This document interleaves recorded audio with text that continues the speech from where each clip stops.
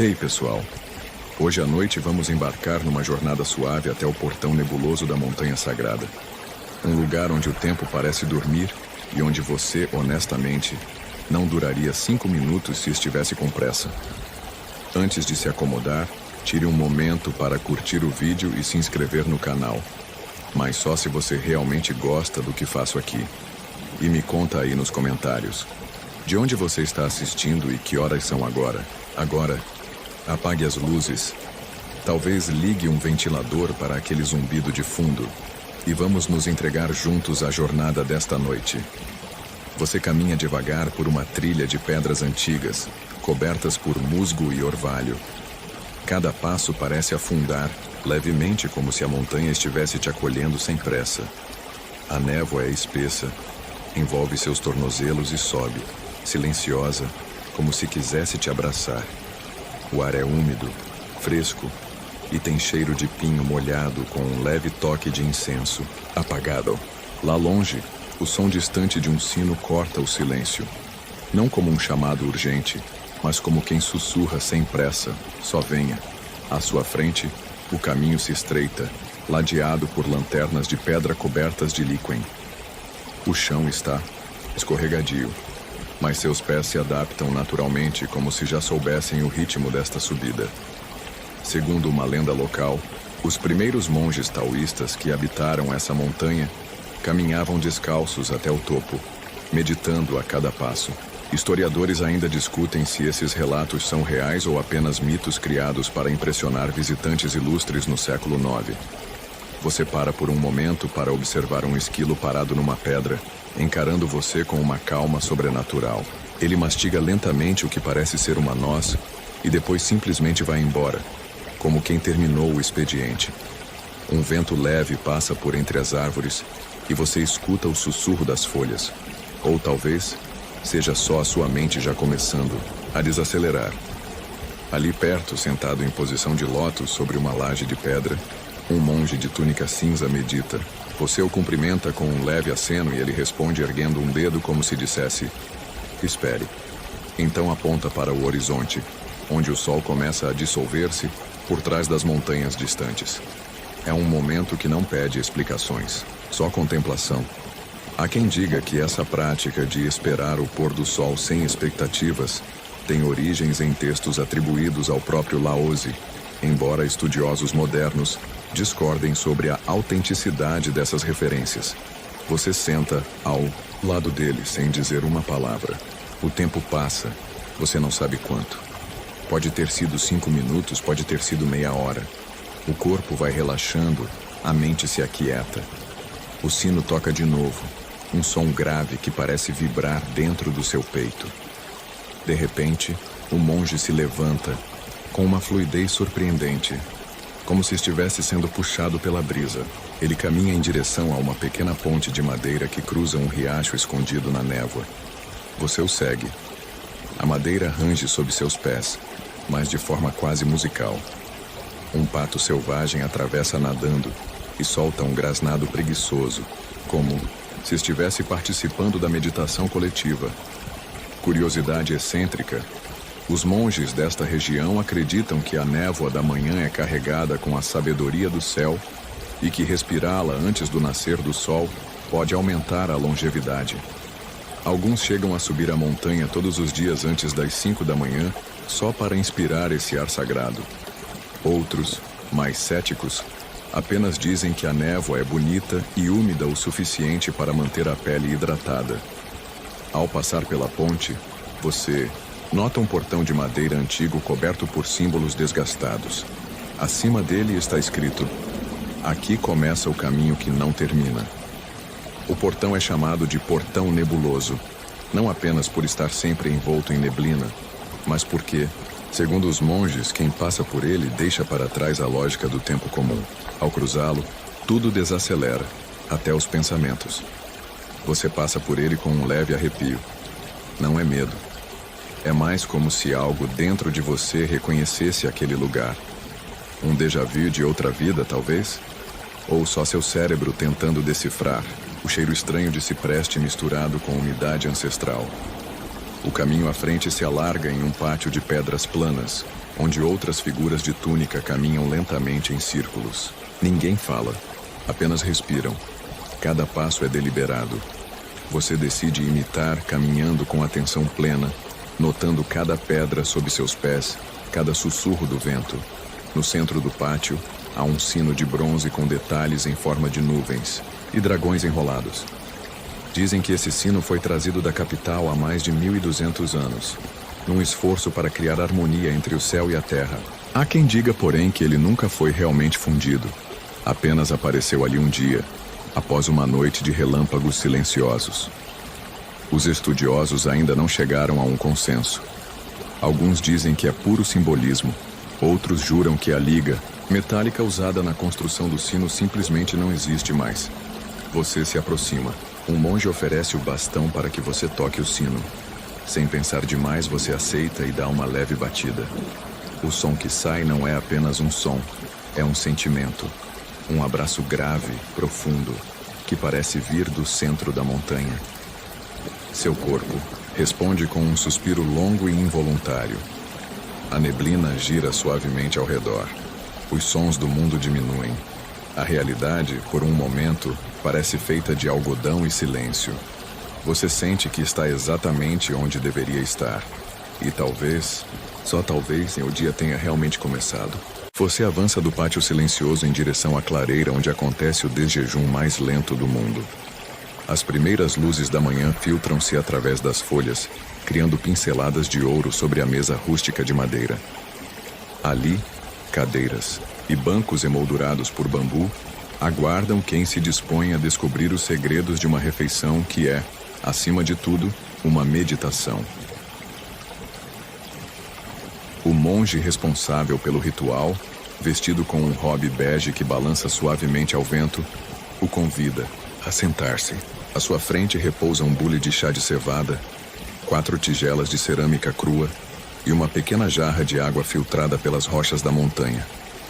O silêncio reina absoluto, salvo pelo suave borbulhar do líquido na chaleira e pelo canto distante de aves matinais.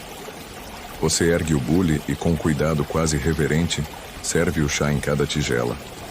O líquido dourado exala um aroma terroso, misturado a notas de mel queimado. Você leva a tigela aos lábios e sente a bebida quente preencher o peito, aquecendo-o de dentro para fora. É um sabor simples, mas complexo. Lembra pão recém-assado, mas com uma pitada sutil de carvalho. Historiadores ainda discutem se o chá de cevada foi introduzido por comerciantes da Rota da Seda no século VII, ou se já era consumido nas montanhas muito antes disso. Depois do primeiro gole, o monge entrega um pequeno prato com 4 tipos de vegetais em conserva: raiz de lótus, bambu, cenoura selvagem e alho poró de montanha. Cada pedaço foi cortado com precisão e temperado apenas com sal marinho. Você morde uma fatia fina de raiz de lótus, crocante, levemente adocicada, e fecha os olhos. A crocância ecoa como se você estivesse a estalar o gelo de um lago congelado ao amanhecer. A pausa que se segue dura exatamente 3 minutos e 47 segundos. O monge cronometrando com um pequeno sino de bronze. Você observa o tempo passar nos detalhes sutis. A fumaça do chá subindo em espiral. A vibração da tigela entre seus dedos. O batimento do seu próprio coração. Pesquisadores de mindfulness modernos apontam que cada pausa consciente como essa pode reduzir o estresse em até 23%. Mas claro, os monges não precisam de estatísticas para saber disso. Em seguida, chega o prato principal, um mingau de arroz, integral. Cozido lentamente em água de montanha até atingir uma textura quase cremosa. Não há açúcar nem adoçantes, apenas o aroma puro do grão e um leve toque de flor de sal. Você mistura o mingau com a ponta dos dedos, lembrando-se de um pudim de arroz caseiro, mas infinitamente mais suave. Curiosidade excêntrica. Alguns monges acreditam que, se você mastigar cada colherada exatamente 37 vezes, absorve não apenas nutrientes, mas a sabedoria do grão.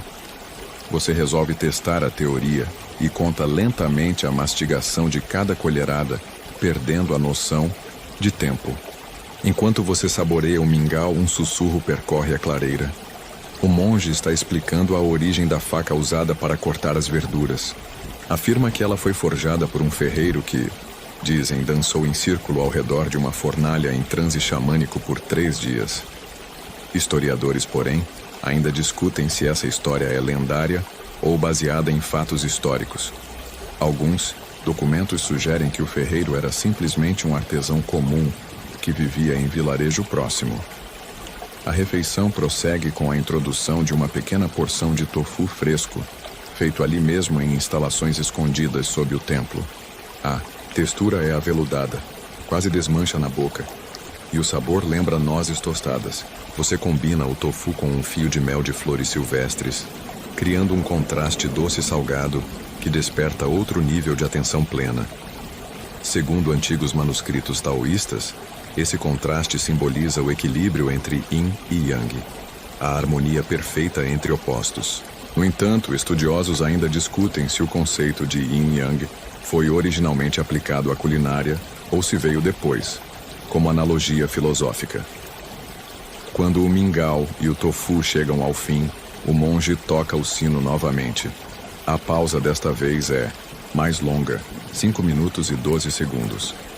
Você observa os outros monges ao redor, todos imóveis, contemplando o vazio entre um momento e outro. É um exercício de aceitação do presente. Você segue adiante, deixando para trás a clareira do desjejum e adentrando um corredor natural formado por rochas cobertas de musgo. O ar parece mais fresco aqui, como se o vento tivesse sido filtrado por séculos de pedra. À sua esquerda, o som surdo de uma corrente de água ecoa, misturando-se ao sussurro da brisa. Um monge de olhos serenos espera por você, apoiado em um cajado entalhado com símbolos geométricos. Ele sorri e convida você a se aproximar do altar de pedras onde o ritual das rochas e do vento acontece. O altar é simples, um círculo de pedras achatadas sobre uma base de terra batida. Cada pedra tem um tamanho e uma textura ligeiramente diferentes, escolhidas para ressoar de modo único quando tocadas. O monge explica, num tom quase poético, que o ritual busca alinhar as frequências do vento com as vibrações da montanha. Ele estende as mãos, chama você a colocar a palma sobre uma das pedras e a fechar os olhos. Você obedece. A pedra está fria, firme, e a palma da sua mão quase adere à superfície lisa. Ele orienta. Espere até sentir a primeira rajada de ar. Você permanece imóvel, atento a cada variação de pressão no ar. O vento, sutil no início, faz um movimento leve sobre sua pele, provocando um arrepio passageiro. Historiadores ainda discutem se práticas semelhantes eram usadas por eremitas do deserto do Gobi para escutar os espíritos do vento, ou se são inovações posteriores de comunidades montanhosas. Depois de alguns instantes, o monge pega um punhado de folhas secas de bambu e as espalha sobre outra pedra menor. Ele pede que você sopre suavemente, gerando pequenos redemoinhos. As folhas rodopiam, dançam no ar e caem, cada uma pousando em um local ligeiramente diferente. Você nota padrões. Algumas formam arabescos, outras se agrupam em pequenos aglomerados. Curiosidade excêntrica. Monges antigos acreditavam que a disposição das folhas após o sopro revelava mensagens do vento. Se caíssem em triângulos, simbolizavam mudança. Em círculos, continuidade. Em seguida, ele coleta um pouco de musgo macio e mistura com grãos minúsculos de areia branca. Com a ponta do cajado, você traça círculos na mistura sobre uma pedra plana, criando desenhos concêntricos. Cada volta representa um sopro do vento, cada linha um momento de atenção plena.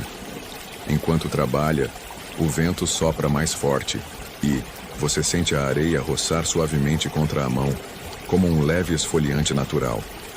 A sensação é estranhamente reconfortante. O monge, então, ergue um pequeno sino de bronze, mais agudo que o do pátio, e o faz vibrar próximo à mistura de musgo e areia. Cada toque ecoa, provocando pequenas ondas sobre o desenho, desfazendo e refazendo os padrões. Você observa, fascinado, como as vibrações moldam a arte efêmera diante dos seus olhos. Esse é o ponto central do ritual. Reconhecer que, por mais que você tente criar ordem, o vento e o tempo sempre terão a última palavra. Enquanto o sino ainda vibra, o monge lhe entrega um leque feito de palha seca. Ele orienta: sopre contra o vento, não com ele. Você fecha os olhos, sente a brisa contra o rosto e gentilmente faz movimentos contrários, esforçando-se para domar o fluxo natural. Historiadores discutem se essa prática deriva de treinos de guerreiros Xian, imortais, ou se surgiu como metáfora para a resistência interior. Você tenta por alguns minutos, percebendo como é fácil se deixar levar pelo vento em vez de direcioná-lo. Após essa etapa, o monge faz um gesto e convida você a recolher as pedras usadas no altar e devolvê-las às pilhas de onde vieram. Cada pedra retorna ao seu lugar original, como se a rotina milenar da montanha reequilibrasse a energia ao seu redor. Curiosidade excêntrica. Na temporada de ventos fortes, dizem que algumas pedras mudam levemente de posição durante a noite, como se andassem sozinhas. Você examina as rochas ao redor, mas tudo parece exatamente onde deveria estar. Por fim, o monge pede que você feche os olhos e escute apenas o som do vento. Sem mais estímulos, seus sentidos se aguçam. O zumbido de uma corrente de ar passando por um vão, o farfalhar das folhas de pinheiro, até o suave corte de partículas de névoa contra sua pele. Você permanece nessa escuta por vários minutos, permitindo que cada sopro se torne uma nota na sinfonia da montanha. Quando finalmente abre os olhos, o monge está sorrindo. Você sente um embalo interior, como se seu ritmo natural estivesse sintonizado com a respiração da própria terra. O ritual das rochas e do vento termina sem grandes fanfarras, apenas com um aceno silencioso do monge. Você se despede e segue o caminho adiante, carregando consigo a sensação de que, mesmo no silêncio aparente, o vento nunca para de falar. Você segue por um caminho estreito de pedras que contorna o lado da montanha, agora mais alto do que antes. Lá embaixo, as copas das árvores dançam com o vento, e nuvens leves deslizam como cobertores esquecidos por deuses sonolentos. Ao virar uma curva, avista uma pequena estrutura hexagonal de madeira, o Salão do Copo Vazio. O nome parece uma piada, mas você aprende rápido que não há nada tão sério por aqui quanto um copo vazio. Um monge de sobrancelhas grossas e expressão eternamente intrigada o espera à entrada, segurando uma vassoura que ele claramente não pretende usar. Ele aponta para dentro do salão com um gesto sóbrio, como quem diz: prepare-se para não muito. Dentro, o salão é quase vazio, exceto por um tatame, 4 almofadas e uma mesinha baixa com 4 copos de barro virados para baixo. Você se senta, não muito certo do que se espera. O monge senta-se à sua frente, ergue um dos copos, o encara por um tempo que parece durar a Era de Bronze inteira, e finalmente diz: o que mais pesa, o copo cheio ou o vazio? Você quer dizer o cheio, mas desconfia que essa é a armadilha. Ele sorri, como quem sabe exatamente o que você está pensando, e vira o copo de volta, vazio, entre vocês dois. Em seguida, ergue um jarro com água cristalina e começa a enchê-lo gota por gota. Cada gota cai com um ploc sonoro que ecoa na madeira seca. O tempo desacelera. Historiadores ainda discutem se esse tipo de meditação com sons d'água foi herdado de práticas tibetanas, ou se é uma invenção taoísta, especificamente ligada à escola do silêncio dinâmico. À medida que a água sobe no copo, o monge acompanha com os olhos como se assistisse a uma dança. Quando o copo está prestes a transbordar, ele para, suspira e sussurra: você viu? A tensão entre o quase e o demais. E nesse momento você percebe: o que está aprendendo aqui não é sobre água, é sobre limites. Limites entre o suficiente e o excesso, entre o silêncio e a ansiedade. Curiosidade excêntrica. Certos monges mais radicais se recusam até a usar copos com fundo, preferindo recipientes vazados para lembrar que nada permanece. Logo após, é sua vez. Você pega um dos copos, sente o peso da argila em suas mãos e começa a enchê-lo. No começo, você tenta imitar o monge gota por gota, mas a paciência lhe escapa. E aí vai um gole de água direto do jarro, pingando generosamente. Ele ri, mas com compaixão, como quem já foi apressado antes. A arte não é no derramar, é no conter, ele diz, pegando um pano seco para enxugar a mesinha. Depois disso, ele o convida a inverter o processo, esvaziar lentamente o copo. Você despeja a água de volta no jarro, tentando não fazer barulho. Um respingo escapa, cai na almofada, e o monge apenas ergue uma sobrancelha. A imperfeição te saúda. Uma piada sutil, mas suficiente para você relaxar. A tensão do exercício começa a se dissolver com os risos abafados. Você se dá conta. O vazio é um alívio, não uma ausência. Ele então conta uma história sobre um antigo sábio que passou 20 anos tentando descobrir o som do copo sendo esvaziado, e que, ao ouvir por acidente o tilintar de uma pedra caindo em um poço, chorou de emoção. Historiadores ainda discutem se esse sábio realmente existiu ou se é uma metáfora andante. Não importa muito. Você se pega desejando que tenha sido verdade. Num momento mais solene, o monge entrega a você uma folha seca de ginkgo, amarela e com formato de leque.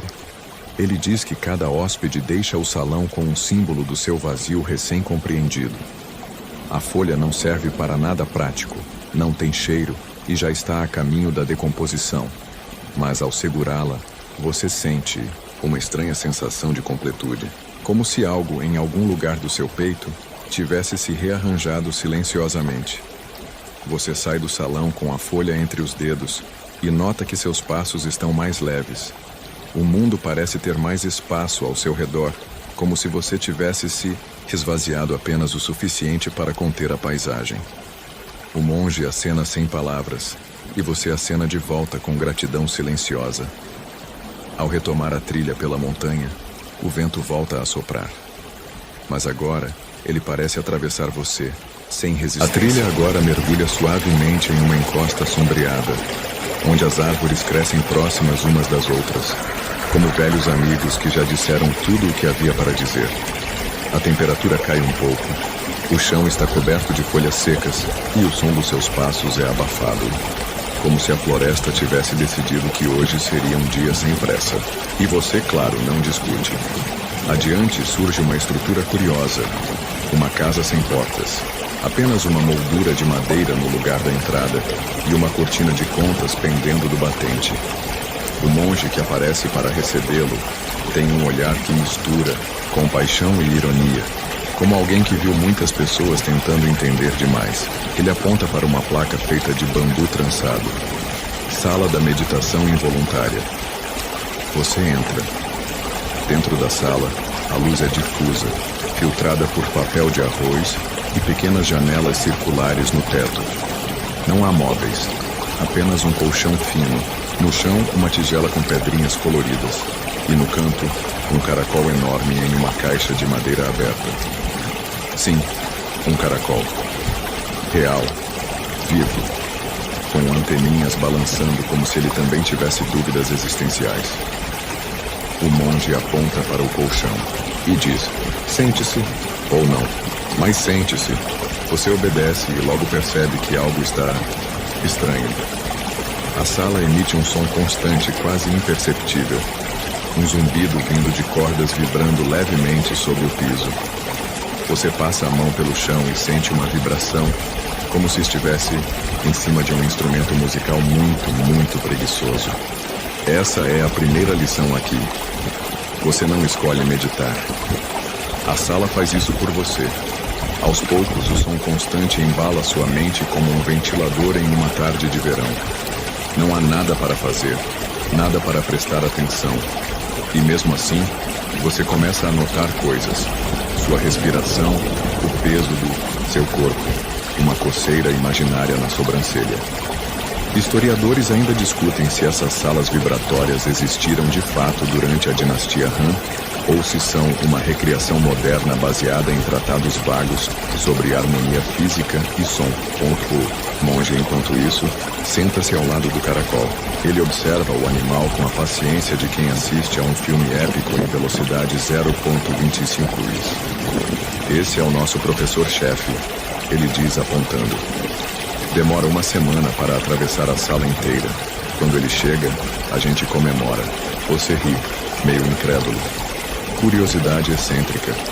Alguns templos remotos treinam caracóis para percorrer trajetos sagrados em miniatura, e há até registros de monges apostando mentalmente em qual caracol chegaria primeiro. Sem aviso, o monge joga uma pedrinha colorida na tigela de cerâmica. O som seco e vibrante ecoa, ressoando pelas paredes. Quando o som morre, você está presente. Você foca no som. Ele desaparece devagar até virar silêncio. Você espera. A mente tenta trazer assuntos do mundo real. Prazos, e-mails não respondidos. Aquele episódio de série que você nunca terminou. Mas a sala, com sua vibração constante, parece sugar esses pensamentos para algum buraco negro de paciência. Você fecha os olhos. A respiração está mais lenta. Por um instante, você sente que o tempo parou. E talvez tenha parado mesmo, porque o caracol ainda não se mexeu.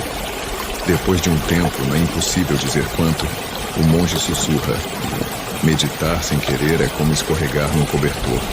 Inevitável e, no fim, confortável. Você não sabe exatamente o que isso quer dizer, mas parece certo. Você percebe que não precisa entender tudo agora.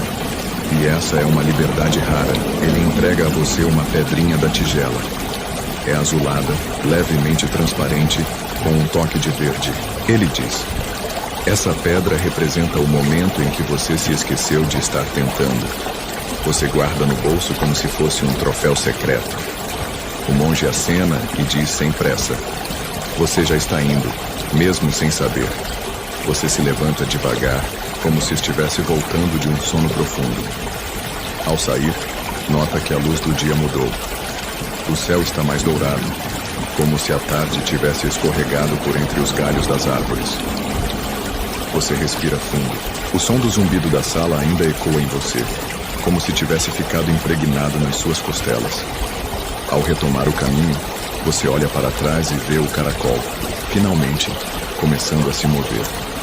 Lento, determinado, sem a menor pressa de impressionar ninguém. Talvez esse seja o maior ensinamento do dia. A trilha agora se estreita novamente, serpenteando por entre pedras cobertas de musgo e bambuzais que estalam suavemente com o vento.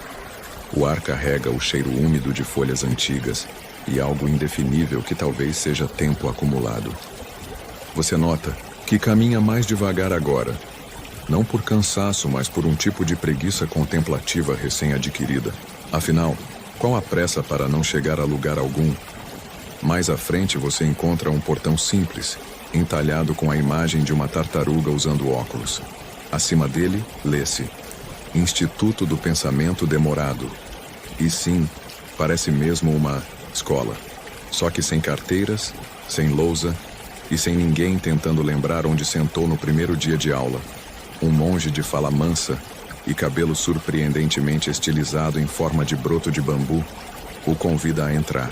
Ele diz que ali se estuda o raciocínio sem ansiedade, ou como ele gosta de chamar, pensar com o coração no modo avião. Você ri. Ele ri também, mas com aquele tipo de riso que dura mais do que o necessário. O primeiro exercício é simples: responder a uma pergunta de forma vagarosa. Ele pergunta: o que é felicidade? Você começa a responder, mas ele ergue a mão. Não agora, amanhã ou depois. Veja se a resposta aparece sozinha. E então, entrega a você uma folha em branco. Para quando não tiver nada a escrever. Poético? Talvez. Confuso? Sem dúvida. Enquanto você caminha pela escola, vê monges sentados em posições desconfortavelmente criativas. Um deles está de cabeça para baixo em cima de um banco. Você decide não perguntar. Um mural exibe perguntas feitas por visitantes anteriores. Por que o céu é azul mesmo quando não olhamos para ele? Ou, se eu esquecer que existo, quem paga meus boletos? Algumas têm respostas. Outras têm desenhos de galinhas com bigodes. É difícil saber se há um sistema. Um dos quartos mais estranhos é a sala da lerdeza estratégica. Dentro dela, há apenas um relógio, que anda para trás. Você observa o ponteiro dar voltas ao contrário e começa a se perguntar se não. É seu cérebro que está se movendo assim. Curiosidade excêntrica. Durante a dinastia Tang, havia registros de monges que se comunicavam apenas com cartas trocadas uma vez por mês. Para evitar aceleração de ideias, basicamente os pioneiros do deixa quieto, o monge lhe propõe um desafio: montar um quebra-cabeça de madeira com 9 peças, enquanto segura um sino que não pode tilintar. Você aceita com o entusiasmo de alguém que ainda não entendeu o nível de frustração envolvido. E é exatamente isso que acontece. Cada movimento gera um som. Você tenta e falha. E o monge apenas comenta: ouça sua pressa. Ele então mostra como se faz. Lentamente, como quem dança com um problema. As peças se encaixam uma a uma. O sino não soa. E você, pela primeira vez, entende o valor de uma pausa entre movimentos. Historiadores ainda discutem se esse tipo de ginástica zen nasceu dos jogos infantis da corte Han ou se foi inventado mais tarde por um monge com tempo demais e peças sobrando. Ao final da tarde, o monge o leva até um terraço onde há apenas uma cadeira de balanço. Ele aponta e diz: aqui é onde as perguntas vêm tirar uma soneca. Você senta, balança, nada acontece. E isso, curiosamente, parece tudo de que você precisava. O vento sopra de lado e o bambuzal range com suavidade, como se sussurrasse que está tudo certo, mesmo sem respostas. Antes de partir, o monge lhe entrega um objeto peculiar, um relógio de pulso sem ponteiros, para você lembrar que tempo não é uma linha, é um lago. Você o coloca no pulso e por algum motivo sente-se sofisticado e também levemente ridículo, mas no bom sentido. A escola fica para trás conforme você segue por um novo caminho, dessa vez ladeado por pequenas luminárias de pedra cobertas de líquen. A noite começa a dar sinais no céu, tingindo as nuvens com tons de violeta e ferrugem. Você não sabe exatamente o que aprendeu, mas sente que algo se ajeitou no seu jeito de pensar, ou de não pensar.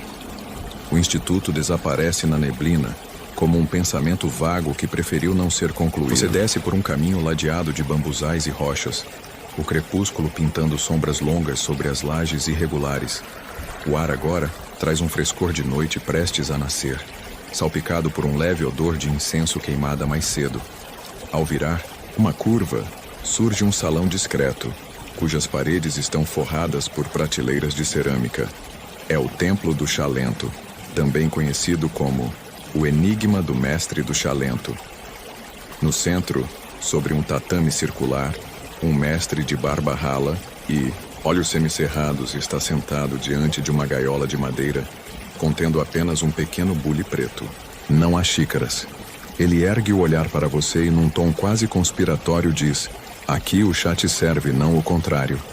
Historiadores ainda discutem se essa inversão de papéis foi mencionada em manuscritos do século X ou se é uma prática de salão tardia. Você se aproxima e senta-se de pernas cruzadas. O mestre suspira, caminha até uma pequena mesa lateral e retira um conjunto de ferramentas minúsculas: pinças de aço, uma gaze de seda, um funil de bambu.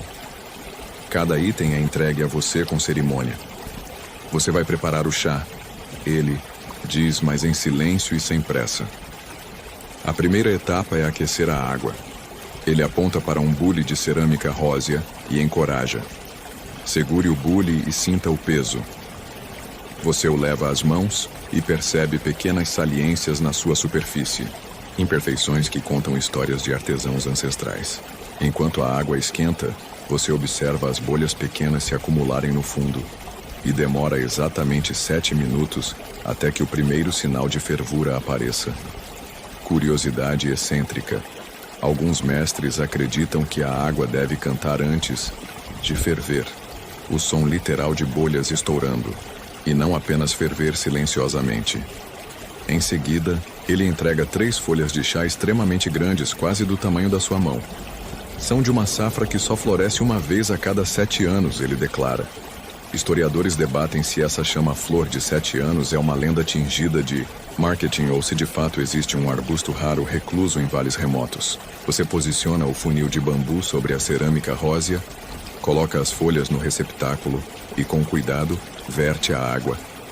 Não toda de uma vez, mas em gotas controladas, espalhando o aroma doce pelo ar. O bule negro emite um sussurro úmido e você percebe um vapor esverdeado que dança em direção ao teto. O mestre fecha os olhos e, sem dizer uma palavra, faz um gesto com o indicador, indicando que é hora de provar. Você inclina a xícara imaginária, pois não existem xícaras, e leva o bule aos lábios. O chá escorre em seu paladar como seda líquida, deixando um retrogosto herbáceo que ressoa como notas de violino em uma sala vazia. A pausa que se segue dura exatos 8 minutos e 45 segundos, cronometrados por um relógio de sol que o mestre estica do bolso como quem tira um lenço. Você conta mentalmente cada segundo, sentindo o pulso diminuir até se igualar ao ritmo lento e compassado do mestre. Curiosidade excêntrica. Dizem que esse relógio de sol foi esculpido numa peça única de jade por um alquimista taoísta que acreditava que o tempo era uma ilusão tangível. Chegado o momento, o mestre ergue o bule e, sem usar nenhum filtro, verte o chá diretamente em um pequeno recipiente de jade. As partículas mais finas dançam na superfície antes de se depositarem no fundo. Você observa a cor mudar do verde suave para um tom âmbar claro. É a metamorfose do instante, ele sussurra. Você sente o coração bater uma vez, devagar, como uma maré hesitante. Então vem o verdadeiro enigma. Ele pede que você transfira o chá de volta para o bule original, mas desta vez derramando de uma altura de 20 centímetros, fazendo um fio contínuo de chá. Cada movimento deve ser firme, sem hesitação, mas também sem pressa. Você respira fundo, ajusta a postura e começa. O líquido forma um arco delicado antes de retornar ao bule, criando um som suave de seda deslizando. Historiadores ainda discutem se esse exercício era usado inicialmente para treinar soldados imperiais em destreza, ou se surgiu como improviso de monges brincalhões. Quando termina, o mestre sorri e faz uma inclinação de cabeça quase imperceptível. É o sinal de aprovação silenciosa. Você toma o recipiente de jade, leva aos lábios e saboreia mais uma vez. Um gole que parece carregar a paciência de gerações. Há uma leveza no seu peito. Algo se soltou, como um peso que você nem sabia que carregava. Por fim, o mestre segura o bule negro, ergue-o ao alto e diz: o chá final renova não apenas o corpo, mas o tempo. Ele então se retira, deixando você sozinho no salão com o eco distante do sino do pátio. Você se ergue, estica o corpo como quem desperta de um sonho suave e segue adiante pela trilha, sentindo o vai e vem do seu passo sincronizado ao bater lento do seu coração. A trilha agora se desenrola em zigue-zagues suaves pela encosta, como se tivesse sido desenhada por alguém com tempo de sobra e nenhuma pressa para ir direto ao ponto. Você caminha entre árvores antigas, cujos galhos se entrelaçam acima da sua cabeça, formando uma espécie de catedral natural. O som de seus passos se mistura ao canto rítmico e quase cômico de um pássaro, que insiste em repetir algo parecido com foi você. Logo, surge um portal feito de galhos secos e pedras empilhadas. Não o tipo de entrada majestosa de um templo, mas sim o tipo que sussurra: entre, se quiser, ou não, tanto faz. Do outro lado, você encontra o Jardim das Contradições, harmoniosas. É um espaço amplo, cuidadosamente desorganizado. Um lago espelhado se estende à sua esquerda, refletindo nuvens que nem sequer estão ali. Ao redor, pedras foram dispostas de forma a parecer acidental, mas claramente alguém pensou muito para que parecessem assim. No centro, há uma mesa de pedra com 3 velhos taoístas jogando um jogo de tabuleiro incompreensível. As peças se movem conforme as sombras, e ninguém parece ganhar ou perder. Um deles olha para você e diz: aqui, o oposto do certo não é o errado, é o talvez depois. Um dos temas centrais do jardim é o equilíbrio entre opostos: sol e sombra, movimento e inércia, chá quente e pensamento gelado, curiosidade excêntrica. Há registros de jardins semelhantes usados durante a dinastia Song, onde os monges plantavam ervas que só cresciam sob insultos leves. Acredita-se que a agressividade estimulava seu crescimento. Você se senta em uma pedra coberta de líquen. O chão sob seus pés parece emitir uma leve vibração, como se a terra estivesse respirando. Um jovem monge se aproxima, com um bloco de madeira na mão e um olhar meio entediado. Ele lhe entrega o bloco e diz apenas: resolva. No bloco, há uma pergunta entalhada: qual o som de uma folha que escolheu não cair? Você pensa, sorri, desiste. E o monge apenas faz um sinal de é justo. Historiadores ainda debatem se essas perguntas surgiram como métodos de meditação profunda ou se foram inventadas por monges que queriam evitar perguntas verdadeiras de novatos excessivamente curiosos. Mais adiante, você encontra um balanço feito de cordas de fibra e uma tábua entalhada com nuvens. Sentado ali, balançando com lentidão, você percebe que o mundo todo parece desacelerar para acompanhar seu ritmo. Do outro lado do jardim, uma tartaruga com uma flor na cabeça cruza lentamente uma ponte. Você a observa como se estivesse vendo um filme em câmera lenta, dirigido por alguém com zero orçamento e muita paciência. O sol se inclina cada vez mais para o horizonte, pintando o céu com uma luz laranja levemente nostálgica. Aquele tipo de cor que você não vê sem sentir saudade de algo que talvez nem aconteceu. Em uma das extremidades do jardim, há um corredor formado por bambus arqueados. Ao entrar, você percebe um som delicado, sinos de vento pendurados ao longo do caminho, cada um emitindo uma nota diferente. À medida que caminha, os sons se combinam em uma melodia leve, quase imperceptível. Dizem que esse corredor é conhecido como o caminho que toca você de volta. Lá pelo meio do corredor, você se depara com uma inscrição esculpida em pedra. Toda certeza é uma forma apressada de desistência. E ao lado um banco. Você se senta, uma brisa suave sopra, e durante alguns instantes, você simplesmente não pensa em nada, o que, neste lugar, equivale a uma medalha de ouro. Curiosidade excêntrica. Monges taoístas acreditavam que o bambu era a planta mais sábia, porque cresce em silêncio, dobra com o vento, e nunca tenta parecer algo que não é. Um ensinamento simples, mas que neste contexto parece absurdamente profundo. Quando você emerge do corredor, o jardim já começa a desaparecer sob a névoa fina do começo da noite. As sombras se alongam, os pássaros se recolhem, e o balanço agora balança sozinho como se refletisse suas ideias antes mesmo de você tê-las. Antes de seguir, você encontra um pequeno letreiro. Saída, por onde quiser. Volte, quando esquecer o caminho. Você sorri, toca o bambu mais próximo como quem agradece e retoma a trilha, agora embalada pelo eco distante dos sinos de vento e pelo sentimento inusitado de que não saber para onde ir pode ser o melhor tipo de direção. Você continua sua jornada e logo adiante se depara com um espaço aberto onde o chão é uma mistura harmoniosa de pedras lisas e terra macia, pontilhada por pequenas flores silvestres que parecem dançar sob o toque suave do vento. À primeira vista parece apenas um campo comum, mas há algo de especial ali. É o terreno da meditação em movimento. O princípio é simples, porém contraintuitivo. Aqui, você não fica parado para meditar.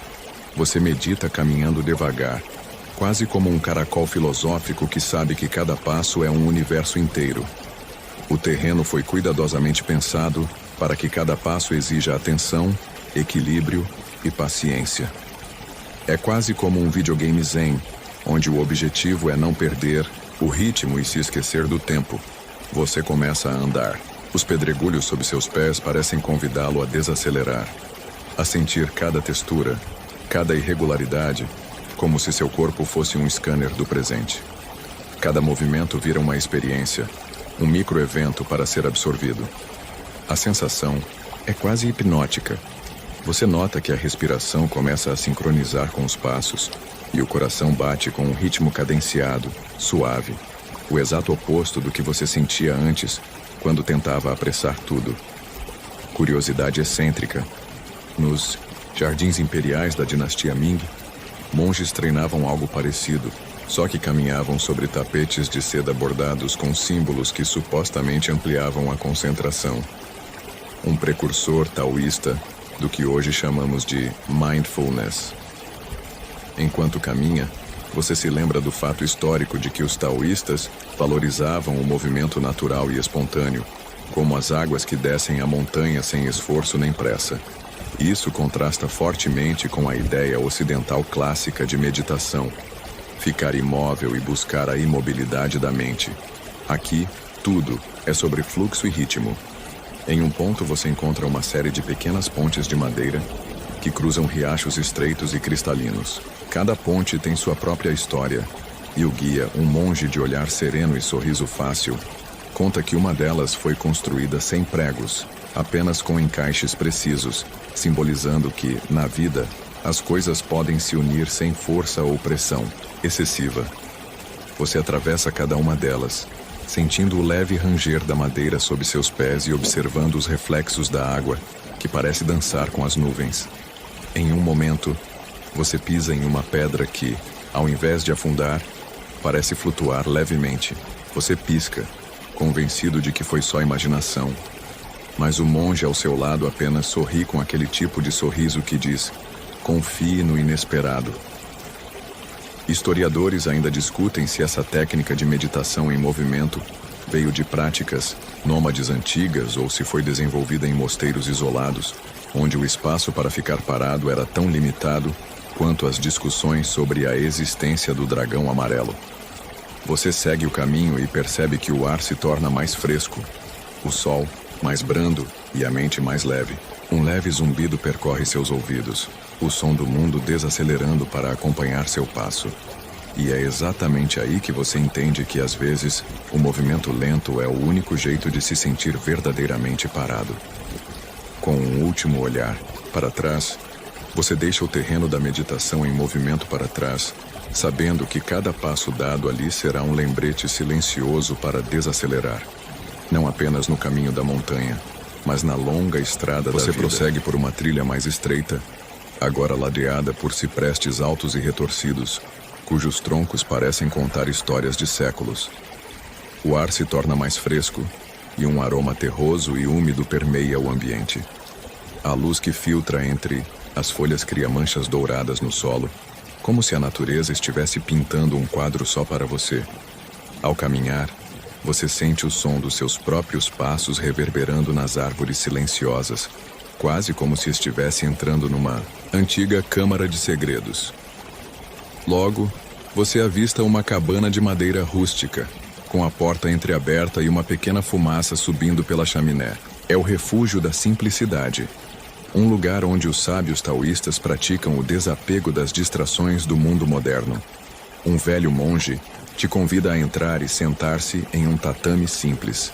Ele começa a falar sobre a importância de simplificar a vida, de deixar de lado aquilo que não traz verdadeira satisfação. Um ensinamento que remete ao clássico Tao Te Ching, onde Lao Tzu aconselha: a simplicidade, a paciência e a compaixão são os seus tesouros. Historiadores ainda debatem se Lao Tzu realmente existiu ou se é uma personificação coletiva da sabedoria taoísta. Enquanto você ouve, percebe que a cabana é quase vazia, com apenas um vaso de cerâmica com flores silvestres e um conjunto de utensílios para escrever com pincel e tinta. O monge então oferece um exercício simples: observar um único objeto, no seu caso, uma pedra lisa e fria, e tentar perceber todos os seus detalhes sem pensar em nada mais. Você toca a pedra, sente sua textura, sua temperatura, seu peso. O exercício não é fácil, pois sua mente quer sair correndo para listas de afazeres ou preocupações. Mas você persiste voltando sempre a ela. Curiosidade excêntrica.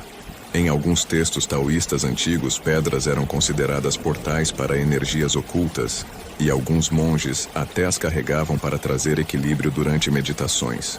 Depois disso, o monge te entrega um pincel e um pergaminho em branco. A proposta é desenhar sem intenção, deixar o traço fluir sem julgar. Você hesita, mas logo percebe que o movimento suave do pincel é quase meditativo, como se sua mão conhecesse uma dança secreta. Essa prática tem raízes profundas, pois a caligrafia taoísta não é apenas escrita, mas uma expressão da energia vital do universo. Ao terminar, o monge sorri e diz: "Viu? A beleza está na ausência de pressa e na aceitação do momento." Você sente uma calma invadir seu corpo, um convite para desacelerar, para se permitir existir sem cobranças. Antes de partir, ele menciona uma curiosidade pouco conhecida. Durante o período dos Três Reinos, alguns sábios taoístas viviam em total isolamento, recusando-se a interagir com o mundo exterior, chegando a enviar mensagens apenas através de pedras pintadas e símbolos criptografados, quase como uma rede social pré-histórica. Você sai da cabana sentindo o peso do mundo um pouco mais leve, com a mente mais clara, e continua sua caminhada, agora com a certeza de que a verdadeira simplicidade não é a ausência de coisas, mas presença plena no que realmente importa. O caminho que você segue se estreita, serpenteando entre rochas cobertas de musgo e raízes que parecem se entrelaçar como dedos amigáveis. A sombra das árvores cria um padrão de luz e escuridão que dança no seu rosto, e o ar está carregado de um aroma doce, quase como se a montanha tivesse guardado para você um segredo perfumado. De repente, você avista uma pequena ponte arqueada de madeira que cruza um riacho tranquilo. Do outro lado, uma clareira onde um círculo de pedras antigas parece marcar um lugar sagrado. É o espaço do silêncio. Você é convidado a sentar-se no centro desse círculo, onde o tempo parece desacelerar drasticamente. Aqui, o silêncio não é apenas ausência de som, mas uma presença palpável que envolve tudo. É como se a própria montanha estivesse segurando a respiração para ouvir. O monge ao seu lado explica que esse lugar é usado para a prática da não-ação, ou Wu-Wei, um conceito fundamental no taoísmo que significa agir em harmonia com o fluxo natural das coisas, sem esforço ou resistência. Historiadores ainda discutem se Wu-Wei é mais uma filosofia prática ou um estado espiritual inatingível. Você fecha os olhos e sente o ritmo da natureza ao seu redor. O sussurro das folhas, o gotejar suave da água, o bater tranquilo do seu próprio coração. A sensação é tão intensa que, por um momento, você perde a noção de onde termina você e começa a montanha. Curiosidade excêntrica. Durante certas cerimônias taoístas, monges entoavam sons guturais que se acreditava alinhar os chakras e abrir canais de energia, algo que parece uma mistura entre um mantra e uma sessão vocal de heavy metal ancestral. Depois de um tempo, você percebe que o silêncio começa a falar. Não com palavras, claro, mas com uma linguagem de sensações, memórias e imagens que surgem e desaparecem como nuvens passageiras.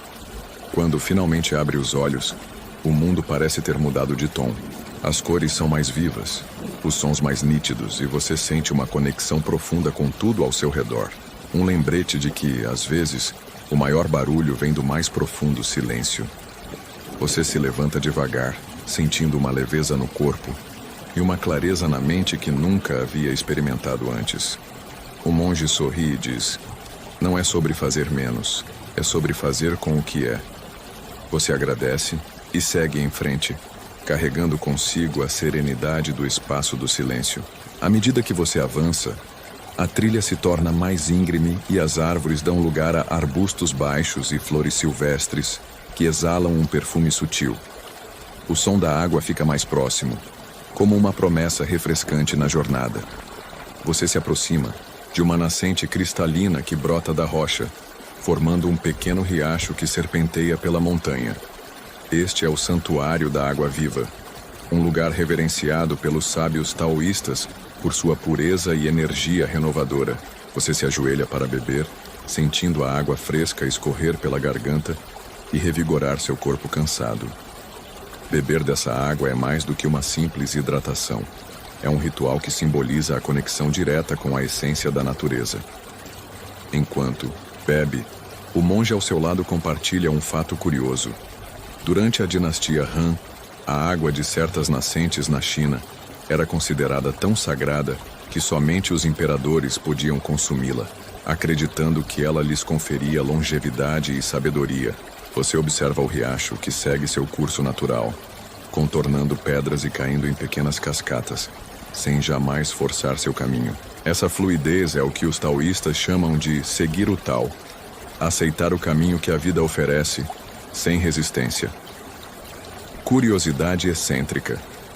Em algumas tradições taoístas, acredita-se que certas nascentes possuem propriedades curativas, que só funcionam se você beber a água em silêncio absoluto, respeitando o espírito guardião da montanha. Você fecha os olhos por um instante, escutando o som da água e sentindo a brisa fresca no rosto. A sensação é de renovação completa, como se cada gota lavasse não só seu corpo, mas também seus pensamentos inquietos. Historiadores ainda debatem se os rituais em torno das nascentes foram originalmente práticas religiosas ou estratégias antigas de conservação ambiental.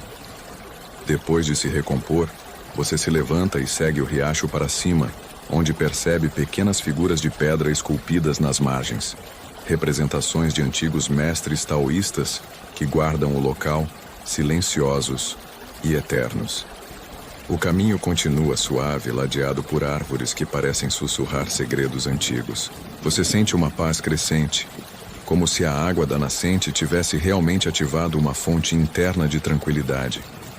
À medida que se distancia do santuário da água viva, uma última brisa passa, trazendo o aroma fresco da montanha e um sentimento inconfundível de que, nesta jornada, cada passo é uma pequena bênção. O caminho se torna mais rochoso, e você percebe que a altitude está aumentando. O ar está mais rarefeito, trazendo uma leve sensação de frescor que contrasta com o calor que você sentiu lá embaixo. A montanha aqui parece mais silenciosa, como se estivesse esperando você para um momento especial. Você alcança um platô onde uma antiga cabana de pedra repousa. É o Refúgio dos Ventos, um local onde os taoístas praticam a contemplação das mudanças e da impermanência. A estrutura, simples e robusta, parece resistir ao tempo com a mesma serenidade que os sábios que a frequentam. Ao entrar, você sente uma corrente de ar que atravessa o espaço, trazendo consigo o som distante das árvores e um leve sussurro que mais parece um segredo da montanha. O monge que o recebe explica que o vento aqui não é apenas um fenômeno natural, mas um símbolo do fluxo constante da vida, sempre em movimento e nunca exatamente igual. Curiosidade excêntrica. Em algumas crenças taoístas, o vento é considerado um mensageiro dos deuses capaz de levar seus pensamentos para lugares distantes e trazer respostas inesperadas. Você se senta junto à janela aberta, observando o movimento das folhas e sentindo o ar fresco acariciar seu rosto. O monge recita uma passagem do Tao Te Ching que fala sobre a importância de ser flexível como o vento para sobreviver às tempestades da vida. Historiadores ainda discutem se o Refúgio dos Ventos foi originalmente um ponto de encontro para monges itinerantes ou uma estação fixa para meditação profunda. Enquanto você respira lentamente, uma brisa forte entra pela janela, movendo suavemente as cortinas de linho e trazendo uma sensação de renovação. Você percebe que, assim como o vento, a vida nunca para. E essa constância pode ser ao mesmo tempo desafiante e libertadora. Depois de um tempo, o monge levanta e indica que é hora de seguir, lembrando que, mesmo com o vento soprando contra você, o importante é continuar em frente, adaptando-se com graça e leveza.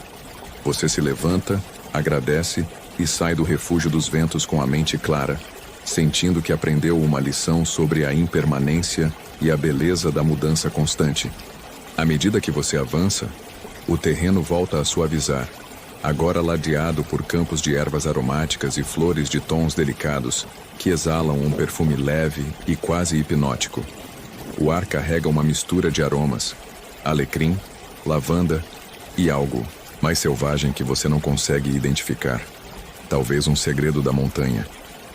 Você se aproxima do Jardim dos Sabores, um espaço dedicado ao cultivo e uso das plantas medicinais e culinárias que os sábios taoístas tanto valorizam. O lugar é uma verdadeira celebração da vida simples e da conexão íntima com a natureza.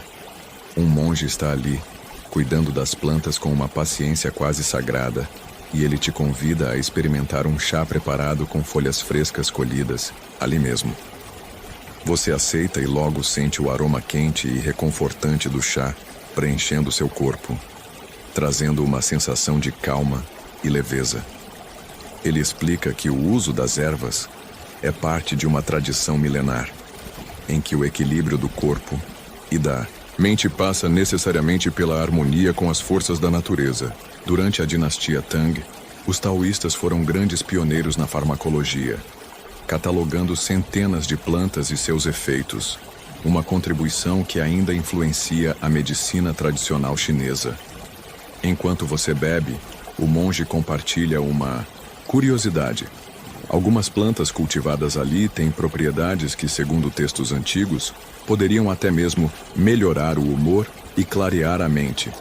Algo que hoje a ciência confirma com estudos sobre certos compostos naturais.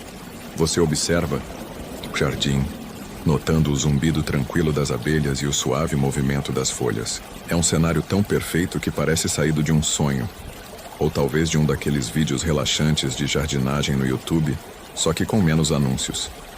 Historiadores ainda discutem se os jardins taoístas foram inicialmente espaços de contemplação ou verdadeiros laboratórios científicos, onde experimentações com plantas desafiavam o conhecimento da época.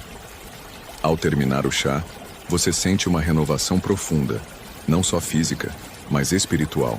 O Jardim dos Sabores não é apenas um lugar, mas um convite para cultivar paciência, atenção e respeito pela vida em todas as suas formas. Você se despede do monge, carregando consigo o aroma e a sabedoria das plantas, pronto para continuar a última parte de sua jornada pela montanha.